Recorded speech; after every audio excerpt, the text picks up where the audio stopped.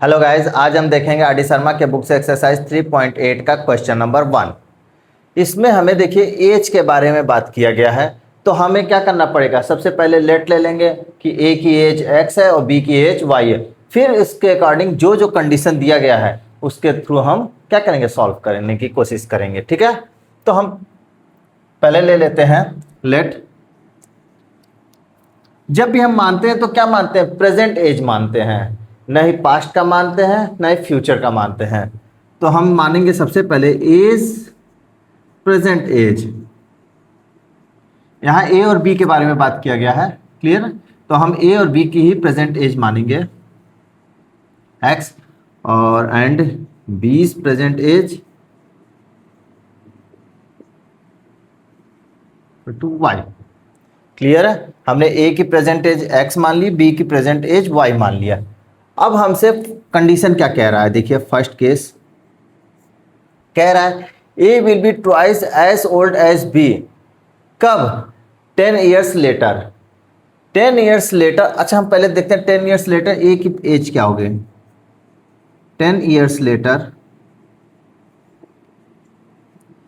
As क्या हो जाएगी, एक्स प्लस का 10। ये बात समझ में आई। आज मान लीजिए 10 साल है तो 10 साल बाद क्या हो जाएगी, 20 साल हो जाएगी। इसी तरह से 10 ईयर्स लेटर बीस एज, बी की एज क्या हो जाएगी, वाई प्लस का 10।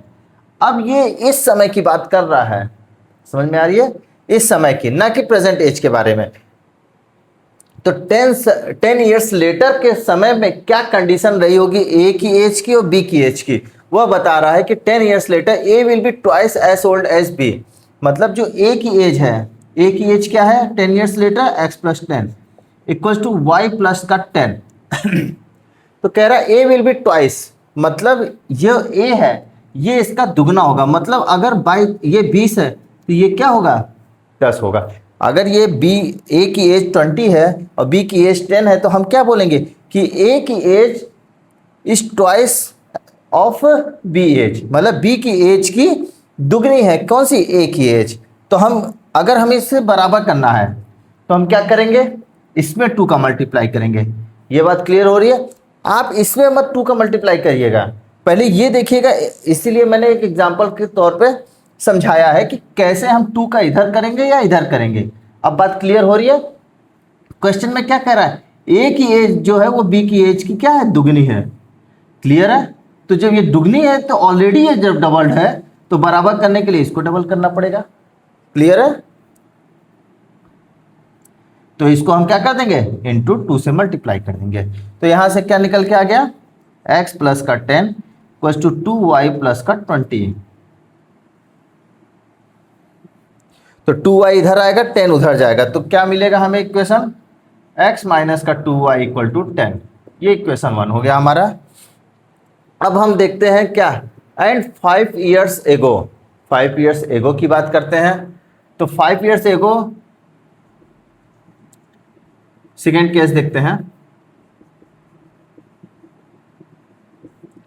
5 ईयर्स एगो, पहले तो देखते हैं उन दोनों की एज क्या होती है, ए और बी की। 5 ईयर्स एगो एज क्या होगी, x माइनस का 5। क्लियर है, 5 ईयर्स एगो मतलब 5 साल पहले। तो 5 साल पहले ए की एज x माइनस 5 हो जाएगी और बी की एज y माइनस 5 हो जाएगी।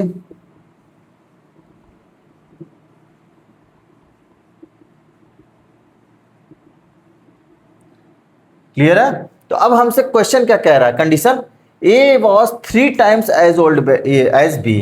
तो मतलब जो ए की ए है x माइनस 5, वो y माइनस 5 का क्या है, 3 टाइम्स है।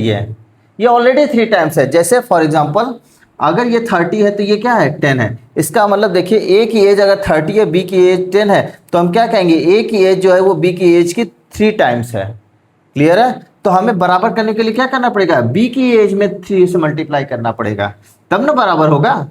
क्लियर है, तो हम इसमें 3 से मल्टीप्लाई करेंगे तो क्या आ जाएगा, x minus 5 equal to 3y minus का 15। तो ये इधर आएगा x minus 3y equal to plus का हो जाएगा तो माइनस 10 आ जाएगा। ये इक्वेशन 2 हो गया। अब आप देख रहे हैं इक्वेशन 1 और इक्वेशन 2 में x का कोफिशिएंट क्या है, सेम है, तो हम डायरेक्ट क्या कर देंगे, सब्ट्रैक्ट करेंगे। क्यों सब्ट्रैक्ट करेंगे, क्योंकि यहाँ पे x जो सेम है, सेम कोफिशिएंट वाला वेरिएबल, इसका जो साइन है वो दोनों क्या है, सेम है। जब सेम होता है तो हम सब्ट्रैक्ट करते हैं। Subtract equation 1 from equation 2। तो पहले इक्वेशन 2 में से 1 घटाएंगे तो 2 लिखेंगे, x minus 3y equals to minus का 10 और x minus 2y equals to 10।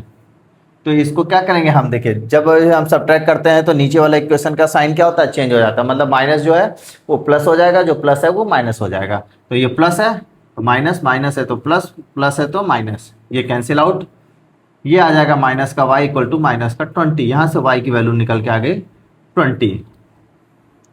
अब जब y की वैल्यू 20 निकल आई तो इसमें इक्वेशन 1 में रख देते हैं तो x की वैल्यू निकल आएगी। Value of y put in equation 1, x minus 2y equals to 10, x minus 2 into 20 equal to 10। तो x इक्वल्स टू 2 2 जा 4, 40 प्लस 10 कितना हो गया, 50। क्लियर है। तो अब यहाँ पे कह रहा है ए की प्रेजेंट एज, यहाँ पूछा क्या, अच्छा what are the present age of A and B, A और बी की प्रेजेंट एज हमें बतानी है। और एक्स और वाई क्या है, प्रेजेंट एज ही है, तो हमने जो निकाला है वो प्रेजेंट एज ही निकाला है। तो आंसर हमारा क्या होगा, ए की present age 50 years, age present age क्या होगी 50 ईयर्स, और 20 प्रेजेंट एज